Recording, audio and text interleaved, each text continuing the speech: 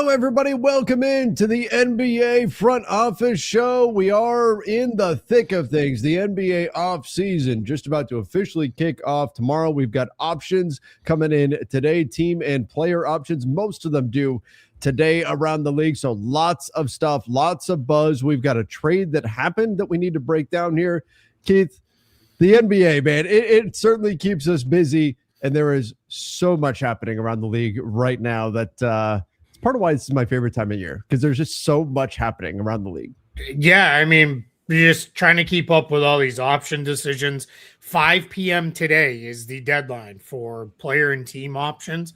Guarantees can have all kinds of different trigger dates. Those can carry on for a while. Qualifying offers, deadlines are also today. So, yeah, I mean, there's just so much happening, and it's just trying to stay on top of it, on top of trades happening. And then we're seeing guys already agree to contracts and the like. Like, I don't know, by the time we actually open at 6 p.m. Eastern tomorrow, free agency might just be an email.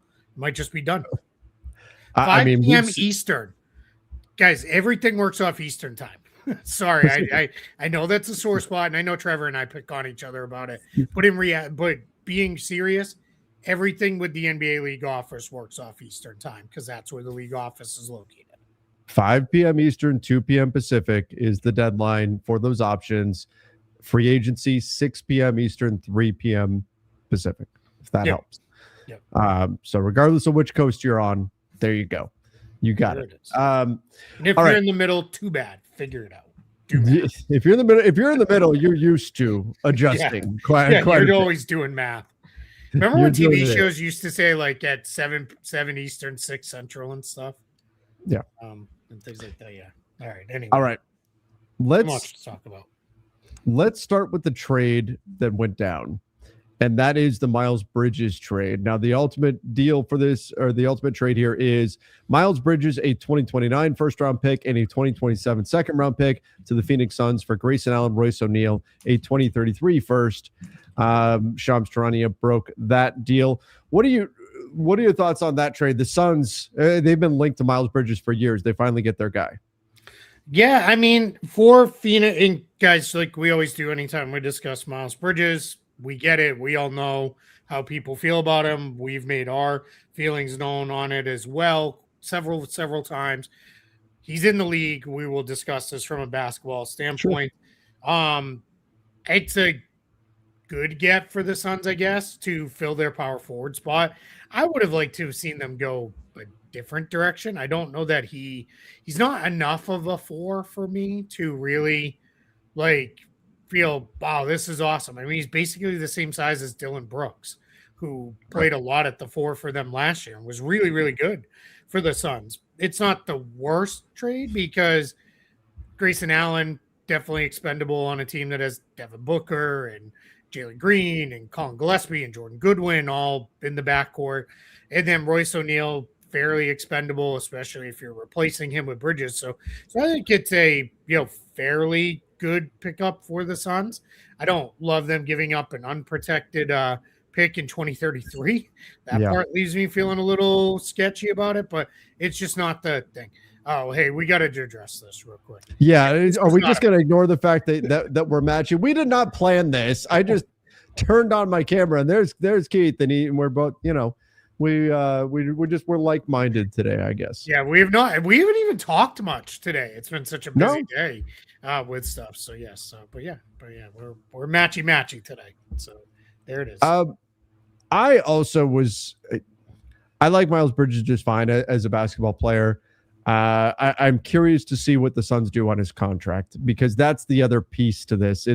Phoenix is making the decision, number one, that they want Miles Bridges, but number two, that they want to be the team to pay Miles Bridges his next contract. He is due a contract extension.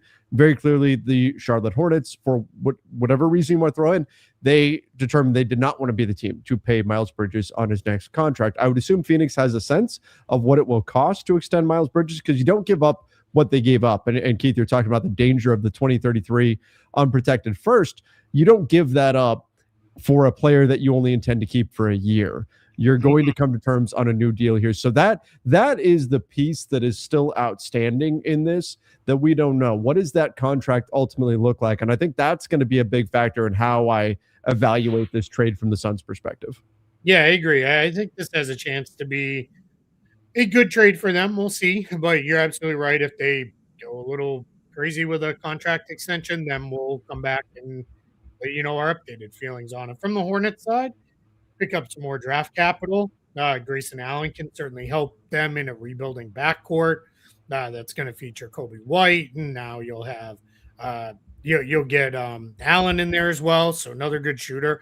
Royce O'Neal, we'll see if he even stays on the roster or not. This is a team that definitely needs some more guys here. And whoa, what? That is why? Shocker. That makes no sense. Per Chris I'm Haynes, not hitting the breaking news button for this, but what? Chris Haynes was first on it, at least on my feed. Now Shams is coming. Bradley Beal is declining his $5.6 million player option and becoming an unrestricted free agent next season. That is a shocker. Because I don't know that's waiting for him anywhere. Those cheers that you're hearing right now, that loud roar, that is not from Brazil advancing. That is coming out of Clippers offices right now that Bradley Beal declined that. That's $5.6 million that the Clippers just were gifted by Bradley Beal. I thought there was zero chance after, unfortunately, he suffered an injury, didn't play most of last season, that Beal would opt for free agency. That's a huge win for the Clippers to get off that, to get that money off their books. Crazy. Yeah, that I don't understand that one at all. Hey, that is definitely a weird one. Does he wind up in a lot of the chat asking Miami? Does he go switch coasts? Yeah, I mean, remember he was very clear he wanted to stay on the West Coast last year for family reasons, but he may be looking at it as, hey, I'm down to it with my career and I've got to figure this out. Oh, we have a trade. Yeah, trade too. Per Shams, the Sacramento Kings are trading guard Devin Carter and a future second-round pick to the Atlanta Hawks. So what's coming back? Probably not much, would be my guess. Yeah, not much. So this is the Kings shedding salary. Money. Yeah. Yeah. Yeah, I mean, something has to come back, but could just be a top 55 protected exactly. second or something along those lines. As our good friend Eric Pincus coined it, a nothing something. Nothing something. Okay. But back to this was one of I had this as a lock that Bradley Beal was going to pick that after spending most of last year injured. Again, this is keep off the top. I'm scrambling. What does this do for the Clippers in terms of their cap? Yeah, what's interesting is the Clippers made another move, doesn't necessarily prevent them, another series of moves, rather. It doesn't prevent them from going the cap space route, but they did issue qualifying offers to Benedict Mathurin, Kobe Sanders, and Jordan Miller. With Kobe Sanders and Miller, those are very minor amounts, about $2.5 million, or give or take a couple $100K on either side. And then with Mathurin, though, that comes with a $27.5 million cap hold. So that becomes really kind of interesting what happens with that. Because that more or less, even without Beal on the books, and if you decline the team options for Bogdanovich and Lopez and Batum, which I still expect them to do, they're still going to be over the cap. Like, that's how we'll see them functioning. So we'll see, where that kind of comes together here with them. But yeah, I'm very, very curious to see in the end how that all ends up looking. Very interesting. That is not that is a complete shock that Bradley Beal would turn that down. Yeah, I don't understand that one at all. That is very, very weird. All right. Well, look, something must be. Bradley Beal knows something is out there for him if he is going to decline that number. And we'll see. Ultimately, that tells you something else is up, though. Anyway, for the Hornets side of that trade that we were talking about, I like it for the Hornets. I think you can continue to play stylistically the way you were playing with Grayson Allen, with Royce O'Neal, two guys that can shoot the three at a high volume, pretty good percentage as well. Royce O'Neal is an expiring contract. Grayson Allen has another year at 19 million on the books.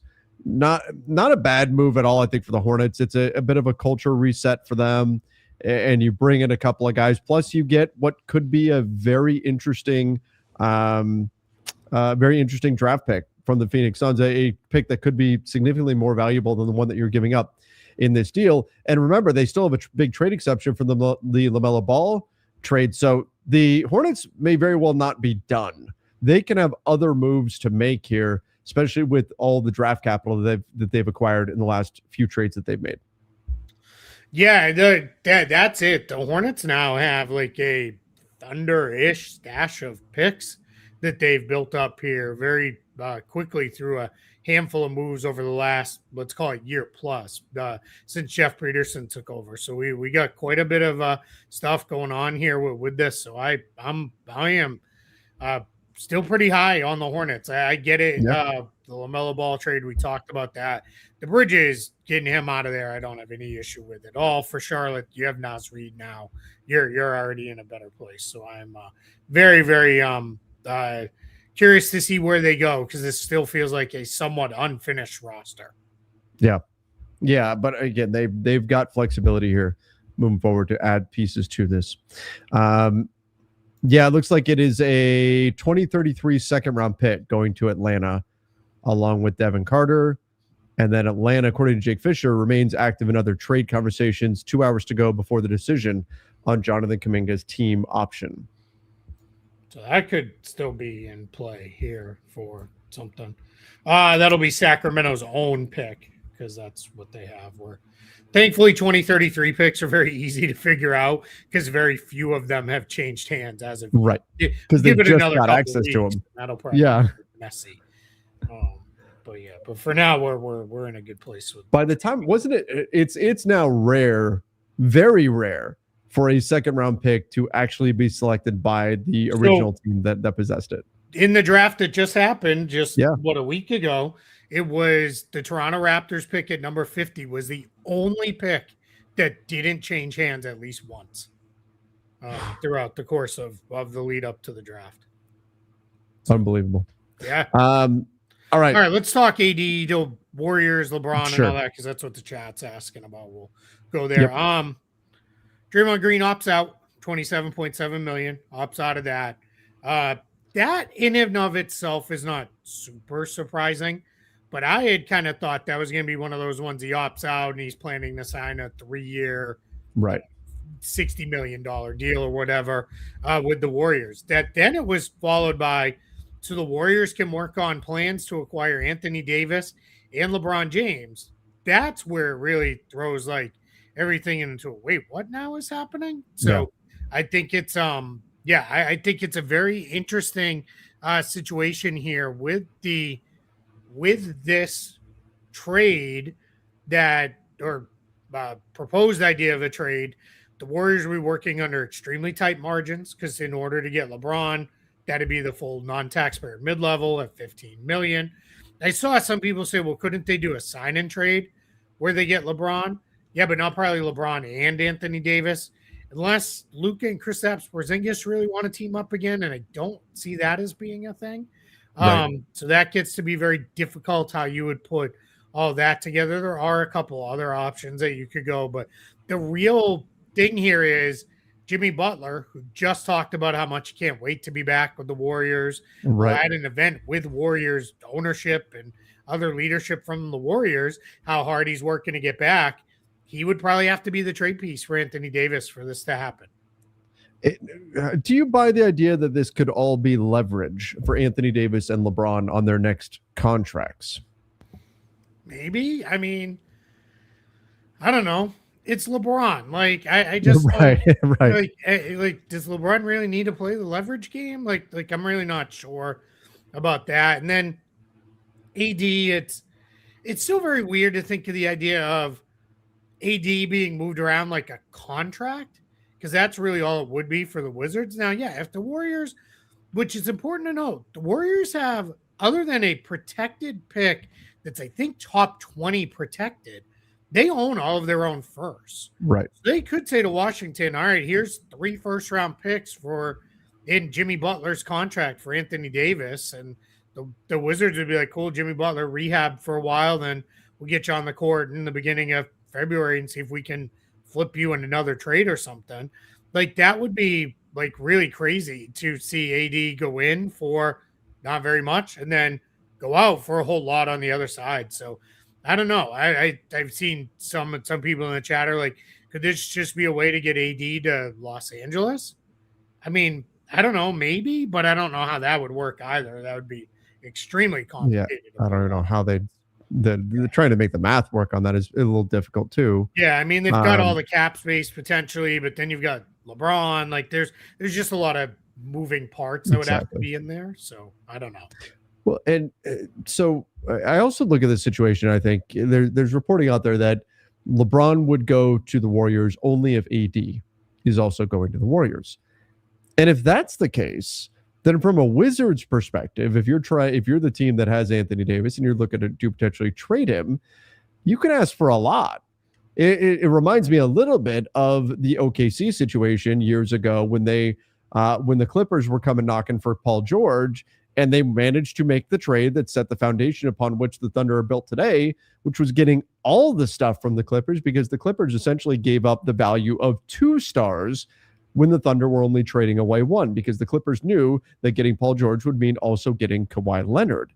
In this situation, the Wizards would have similar leverage in those talks to say, hey, we know that you need our guy in order to get not just our guy, but LeBron James as well. And I'm not saying it would be the same return as what the Thunder got, but just a similar situation in that the Wizards could say, look, we know you've got a lot more coming that rides on you getting Anthony Davis, so we're going to demand a high price here. And that could mean, significant draft capital. And maybe the Wizards, despite AD never having played a game for them, actually are able to flip him for a solid return.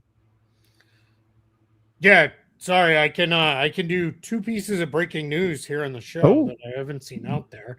Let's do it. Detroit Pistons picked up the team option for Dennis Jenkins. Makes sense. And then the Utah Jazz have tendered a qualifying offer to Walker Kessler to make him a restricted free agent. So, that I think was out there. Okay, is that one's already been out there? Right. I hadn't seen the Dennis Jenkins one. But that all makes sense, though, that those 2 things would happen. We knew that Kessler was going to get the qualifying offer, and then we knew that Dennis Jenkins makes a lot of sense for the Pistons. What a great find for them. Obviously, could be a bit streaky and everything, but really good player, fits in with their team very nicely. I like him a lot. Pistons also picked up their team option for Tolu Smith as well. Okay. Sorry. Do you know what that qualifying offer is at on Kessler? Yeah, give me 1 second.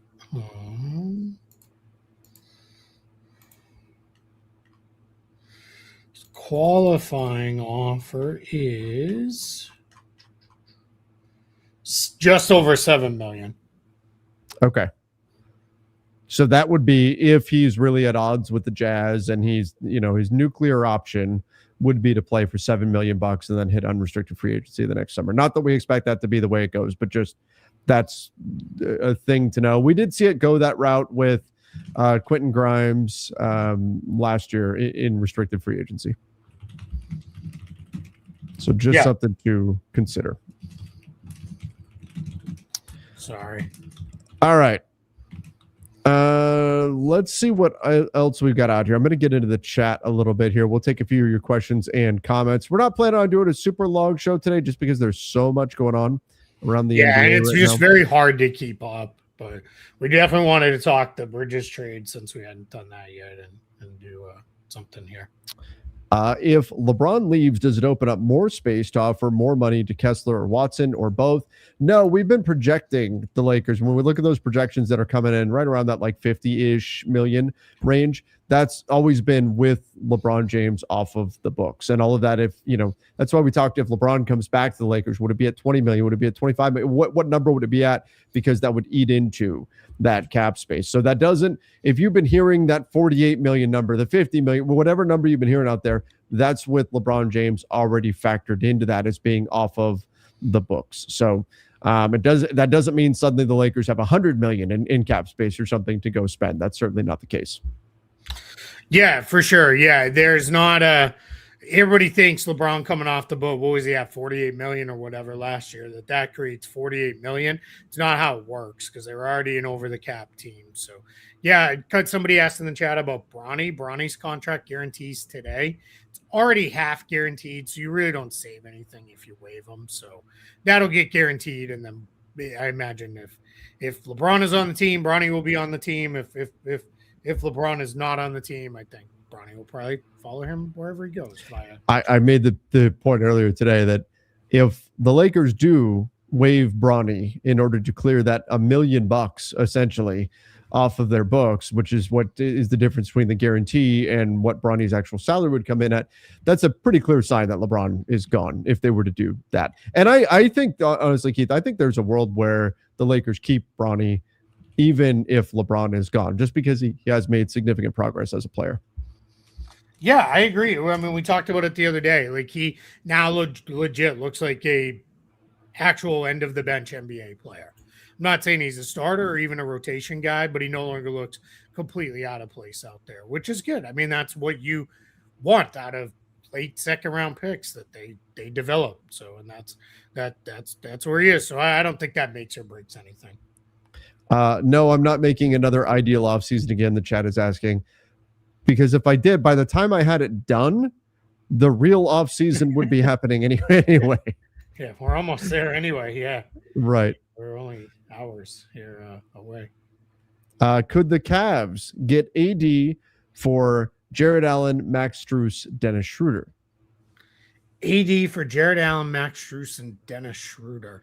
Here's the issue for Washington with that. That's a lot of long-term money to take on for Allen. Mm-hmm.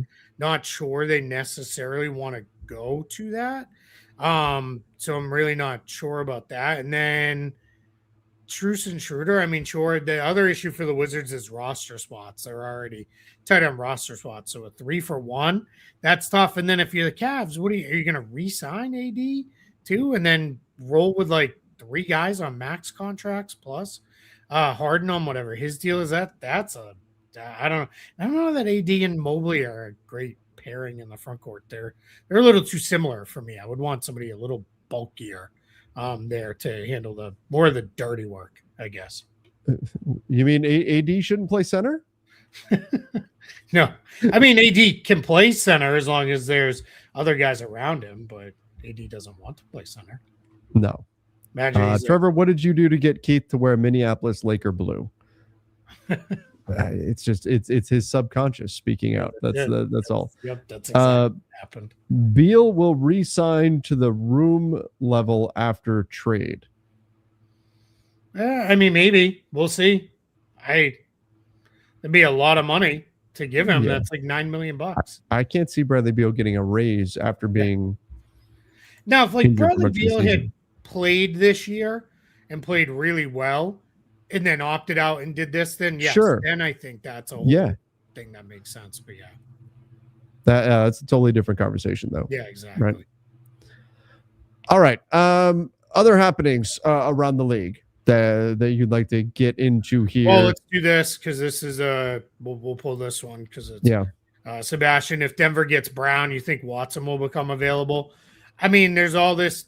There's this Jaylen Brown stuff, this Kawhi stuff that's out there. There's Brandon Ingram's out there mentioned in trades. There was somebody else I can't remember now off the top of my head. There's a whole lot of stuff with that. RJ Barrett.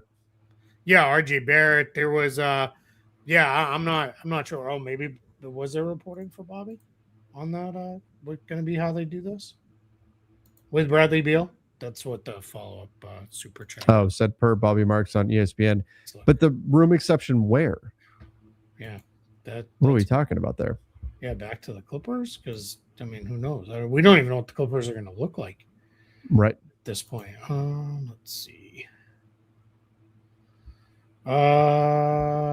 He must have said it on TV. When they say it on TV and they don't put it on X, it's very difficult to keep track of that stuff. But I mean, I'll trust watching that too. So I mean, it would make some sense. So I don't know. But yeah, I mean, I do think Boston is going to try to trade Jaylen Brown. I do think we're pretty far down the road with that. So I think definitely is a thing that makes sense. And then where and for what? Who knows? Oh, it's Jamal Murray was the other guy. He was like the Yeah. other moving piece back to Boston. So we'll go. Denver has full bird rights on Peyton Watson. Yes, that's being asked in the chat. So yeah, I mean, if Murray's outgoing and if they got off another contract, they're basically in the same spot that they would have been with trying to bring back Watson. So we'll see. I think those are the kind of very, very large trades with very large moving salaries that are, don't get me wrong, they're super fun to put together in the trade machine. I don't know that they're always super realistic because somebody sent me like a 4-team idea that was like basically Kawhi to Toronto, Brandon Ingram to Denver, Murray to Boston, and Jaylen Brown to the Clippers, and it was all legal. And I was like, okay, sure, I guess. I mean, it's legal. That seems like that would be, I don't know. We'd spend probably a couple of hours breaking that one down, but yeah, that's crazy. There's a lot about the Kawhi back to Toronto stuff right now, and I think a lot of it comes down to who wants to be the team to pay him on his next contract, similar to what got Brandon Ingram to Toronto to begin with, right?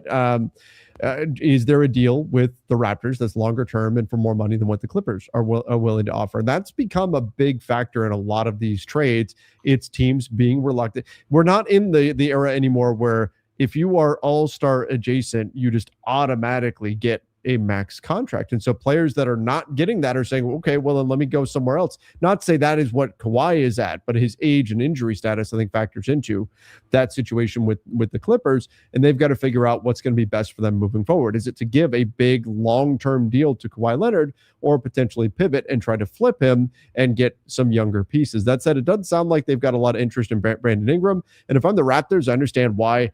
I probably don't want to put Brandon Ingram and Kawhi Leonard together.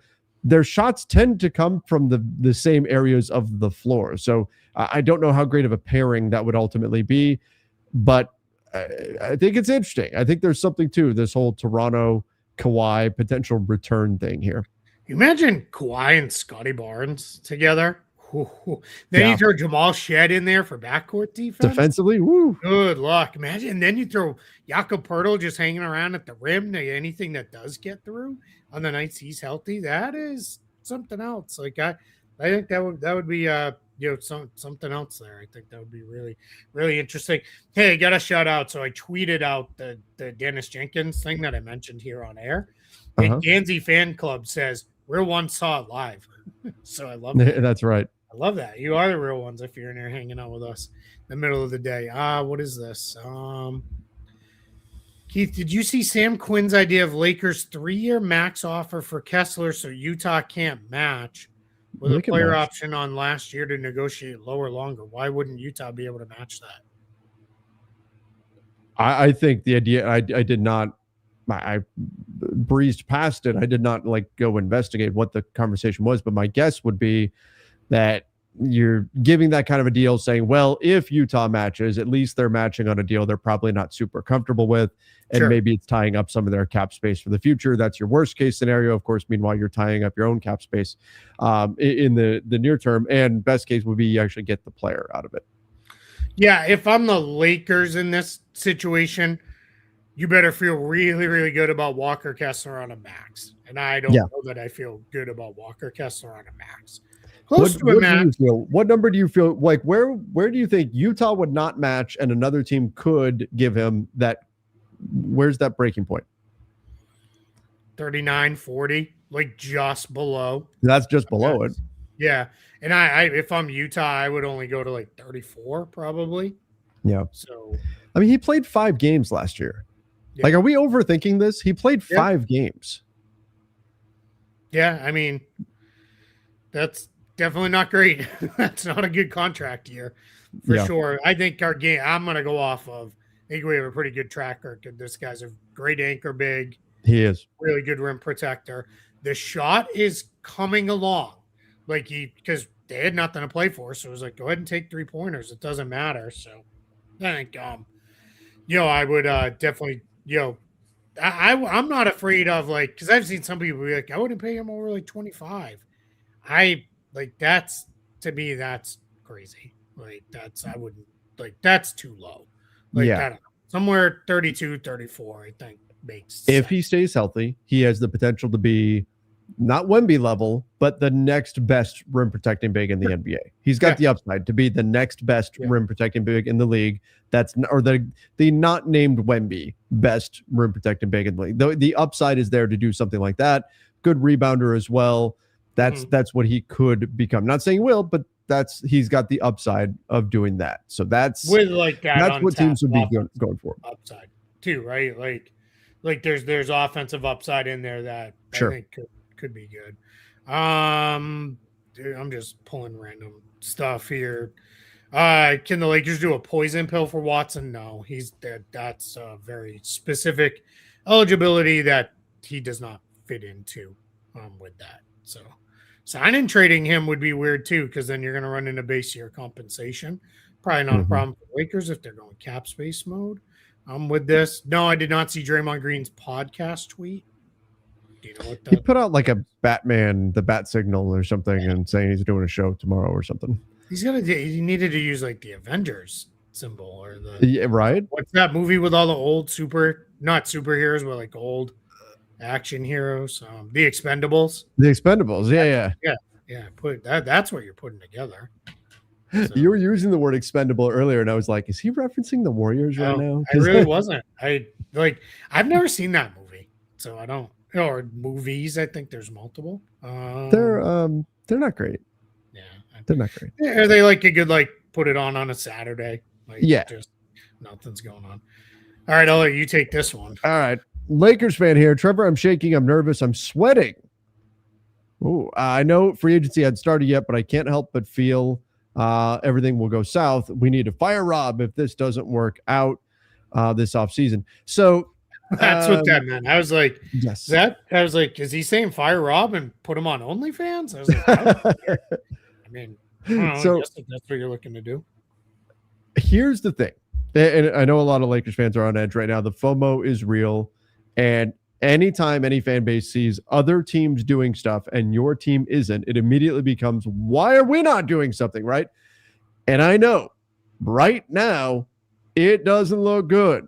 Right now, all you're hearing is Lakers are losing this guy. Lakers are losing that guy.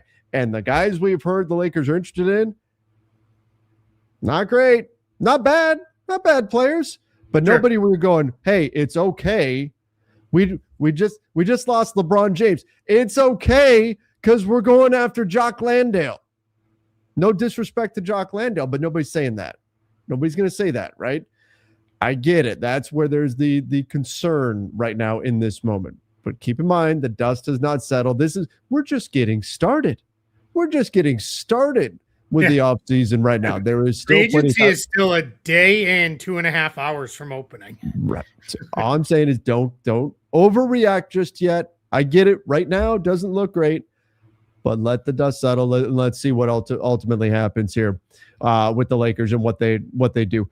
My hope is that the names we've heard so far are more of the periphery pieces, and the middle of it, the meat of what they're planning on doing, has not yet been revealed. If even those teams or even those players are actually connected to the Lakers, because we do know that, you know what, it's free agency. It's the way it goes. A lot of times players get connected to different teams and all that. Some of it's just to create buzz and that sort of stuff. So let's see what actually gets done, actually gets executed. And we're, of course, going to react to all the different news that comes out, all the different rumors, and we'll talk about the different possibilities and everything.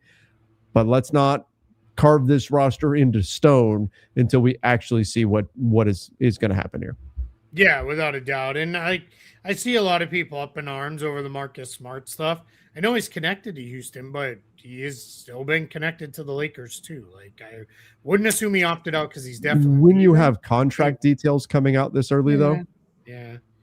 I don't know. You shouldn't have any contract details coming out. They're out there. Well, then that's somebody should be shooting off the naughty letter to Adam Silver to tell him that's not okay. Yeah. Will you guys be live tomorrow? Yeah, tomorrow night at some point that's generally what we do. We kind of let free agency play out because if we tried to go live in that first couple hours, we'd just be reading you guys tweets off of our phone and computer. And no, that's not good for anybody because too much is happening for us to even break it down. And honestly, like I need to be in a position where then I can look at where does this leave them cap space wise. I can't. You guys saw how much trouble I had putting a Dennis Jenkins tweet out while also trying to talk. Like I can multitask, but I can't talk and do all that at the same time. So we usually go around midnight or so. Something like that. Yeah, let it get just to break down all the happenings and everything. And the fun ones are when we get something happens while we're live. Yeah. Then those are fun for sure. And those come like as a trickle. It's not like turn on the fire hose. Like what UHF. You get to drink from the fire hose. I love that movie. It's so bad, but oh man. This is my favorite comment yet on this show. Why worry? We have Robbie Avila. That's right. Yeah, Milk Chamberlain. Yeah, let's go. Yeah. Somebody said something with somebody said Keith proved he knows what OF stands for. Knows that stands for OnlyFans. I can tell you why. So when the pandemic was going Franz Wagner. No, well, yeah, I you know that joke, yeah. Only but I got laid off and I was looking and I was like, hey, if anybody's looking for somebody, I need a job. And I had a lot of people like start an OF. And I was like, what the hell is OF? And somebody was like, OnlyFans. And I was like, oh, okay. All right. So a lot of the chat is like, careful. That story could have taken a very different turn there. Definitely could have. Yeah. Probably Avila looks like he could be during my the son. pandemic, I had all this time on my hands. And yeah. Well, I mean, we'll save that for front office show after dark. Tune in tomorrow night. Robbie Avila looks like he could be my son. Yeah, yes, my very tall son. So, yeah. All right. Well, I think we're caught up on the big stuff of the day. I know it's we still got 9 million things to do, and I got another thing to run off to right at 4:00. So unless we get anything, here, we got one more super chat. Okay, yeah, sure. I think it's a good thing the Lakers at least know what Smart is going to get offered, give them a chance to match. I haven't seen the exact dollar amount. I've seen the number of years out there, but who knows if that's ultimately the way it goes. Give them a chance to match, give them a little more. I think Luka talks to him. Look, DeAndre Jordan was a Dallas Maverick until they went and barricaded the door and the Clippers brought him back. Like, you never know what's going to happen in the NBA. Imagine another night like that. That was an all-time NBA free agency night. Yeah, that would be absolutely bonkers stuff. So, yeah, I would love it. Somebody says Keith's OnlyFans is just watching him breaking down free agent signings. To be about the extent of it. Yeah. All right. Well, this show went completely off the rails. We went off the rails here. Kareem Abdul-Jabbar. That's right. Yep. There it is. Yeah, I love it. That is like the funniest nickname. That's so good. He's gonna be a lot of fun. He will be a beloved character at Summer League. Oh, I'm getting fired up for Summer League for sure. Yeah, I can't wait. Yeah, schedule's out now. Now you can start mapping out what the day's going to look like. And guys, again, we say this all the time. If you haven't been to Summer League and you have the ability to go, you got to go. It's just the coolest experience because you get to just run back and forth between the two gyms. Your ticket gets you in for the whole day. So sometimes that's as many as like 14 games in a day. No, that's too many. I think 8 games in a day.